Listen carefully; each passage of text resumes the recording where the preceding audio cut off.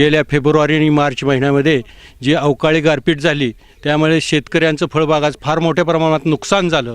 त्या नुकसान भरपाईसाठी माननीय नामदार हर्षवर्धनजी पाटील साहेबांनी 10,000 हेक्टरी जी तातडीची मदत द्यायची त्याऐवजी वाढ करून 25,000 हेक्टरी मदत दिली. त्याबद्दल शेतकरी पुन्हा फळबागामध्ये त्यांची पुनर्जीवन करू शकला. त्याचप्रमाणे जे शेतकऱ्यांनी त्या बागेचे फळविमा काढलेले होते त्यामध्ये 3 जाचं काटे होत्या, त्या जाचं काटे वगळून नामदार साहेबांच्या प्रयत्नातून या तालुक्यातील शेतकऱ्यांना त्या विम्याचे पैसे मिळू शकले. गारपीटग्रस्तांना शासकीय मदत 1,45,00,000 रुपये मिळाली.